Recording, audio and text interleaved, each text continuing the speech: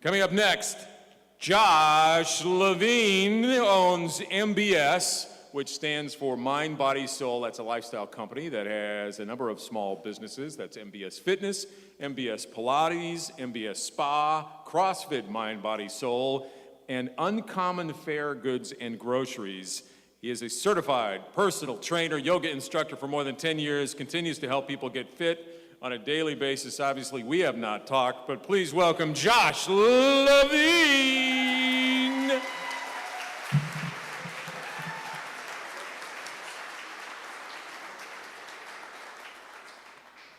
How do I sound? Good? This is good? All right. Let's see. Going against the current along the underutilized Mission Reach paddling trail.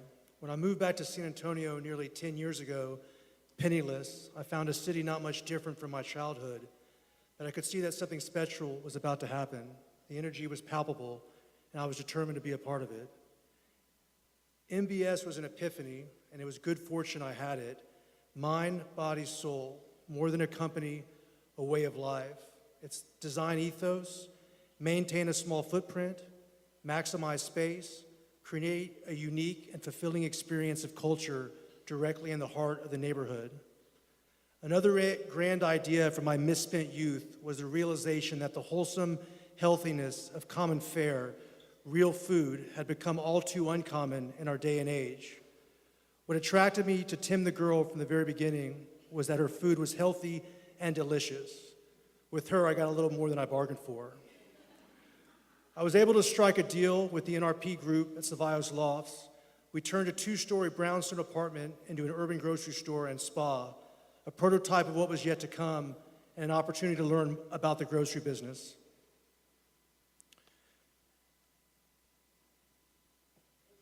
Yes.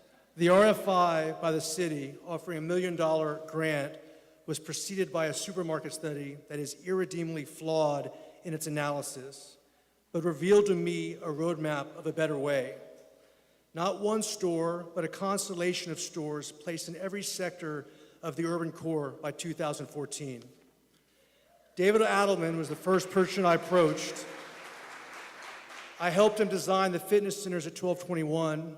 The epic views of the city made it easy to create the right vibe, and the alternative space that we created out of an unused auxiliary room turned out to be very popular with the tenants.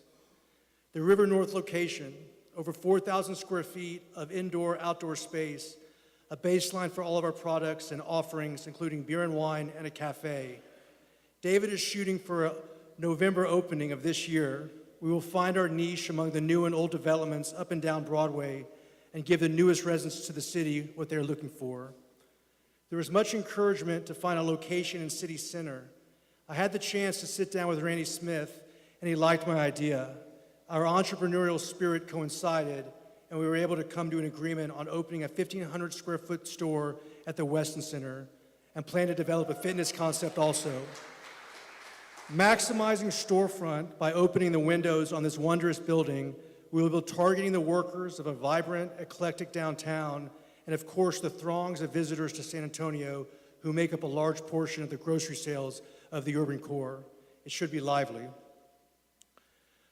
Moving to the west side, our future headquarters, commercial industrial kitchens where Tim the Girl, Arugula Catering, and Uncommon Fare will be making food, plus a storefront for neighborhoods that desperately need healthy options. Hydroponic urban farming will provide ingredients for prepared foods and produce for the community. Those are greenhouses on the side there, triple-tier greenhouses. Chuck Hernandez, who turned me on to the space, will be anchoring the community outreach at this location. This will not only be a store, but an educational center, a place where people can learn how to eat smart and prepare it from scratch for themselves. If you're a fan of Tim McDermott, then be ready for more recipes from Tim the Girl. This location will ramp up her entire food enterprise. The Renewable Republic will be in charge of all green construction, including the urban farming and gardening at all locations. I've gained an amazing amount of knowledge working with them. Our goal to feed the city organic, chemical-free, non-GMO foods can be realized through neighborhoods connecting back to the land. East Side, a couple blocks from Dignati Park, Lawrence Sirely of Zurich Properties, my real estate advisor, and I have agreed in principle to develop this lot into another grocery store front that will include bulk dry goods, a butcher shop, and a warehouse distribution center. This ambitious rendering by the urbanist, Jonathan Carr, shows what we eventually foresee. From day one, though, we will have a grocery store and additional space for developing our urban farming program and the proper amount of storage to purchase in bulk, which is key to maintaining affordable prices.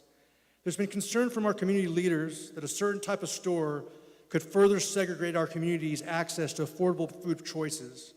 I'm prepared to help come up with the solutions and make the compromises necessary so that no one is left behind. This is our version of dry goods and snacks.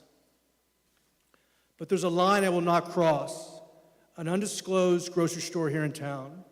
To push such cheap foods lowers the quality of life of our citizens and is a disservice to those in the community who need the most support. There are things more important than selling product, and I'm determined to create a new type of food chain because the existing one is broken. 2 empty lots across the street from the Savio Street location. You can see the front of the store and spa in the distance. This image is a consequence of rapid urban progress. Dirt that is considered so precious that no one can afford to develop it. I hope the city can come up with a solution to what I consider a serious problem. On this lot, if we can come to terms, or somewhere else if necessary, will be our version of the modern-day Mercado, constructed from cargo units that can be moved from one location to another. This outdoor experience will include an aquaponic system providing an inexpensive, poison-free, humanely raised protein source surrounding directly in the neighborhoods.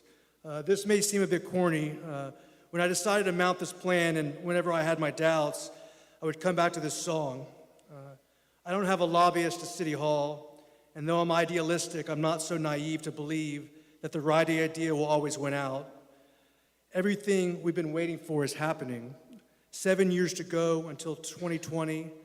Decide what you want to do or enjoy the ride. This is what I'm planning on working on. Notice there's a 6th location that wasn't mentioned that is going to make a bunch of people happy. Can you see it? Thank you very much.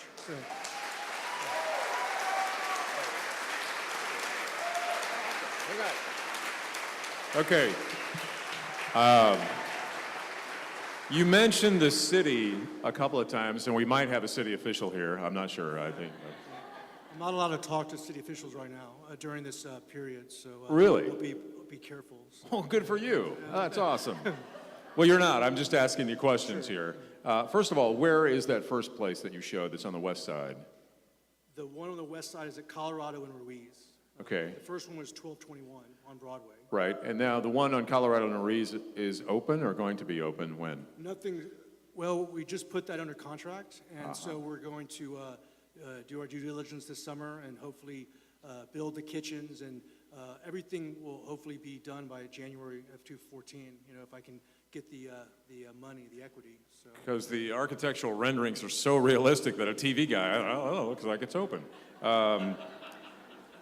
Now, you mentioned another store or something, or what's going to happen. Oh, let's just say what's next in the process. You are pushing to get that incentive money. Yeah, this proposal I'm turning in before June 4th, and I'm hoping that they'll grant me the $1 million, and that's really all I need to build all 6 stores. So By the year? By next year. By next year? Yeah. With 1221, because David Adelman really wants us to get open, we're going to try to push for even a sooner date on that. So. And how important is it, do you think, to maximize storefront? You said that. I think it's one of the problems downtown is a lot of just brick walls, but you want to maximize the space and get people walking. That, and also because we're not going to have as much square footage as what I guess is traditionally, you know, for a grocery store, we're going to need to have that kind of remove the wall, right, and use the outdoor space and connect through the, you know, through the wall, basically. And how optimistic are you that this will happen? You know, I'm more optimistic now than ever. I mean, putting the buildings under contract and talking with the developers, I think that within the next few months, it's going to happen. Even if the city, for some reason, doesn't approve the grant, I think I can find the right investors who will back this venture. Be interesting. Well, I may have a question for another presenter later on about that. Thank you very much. Give it up for Josh Levine, and good luck.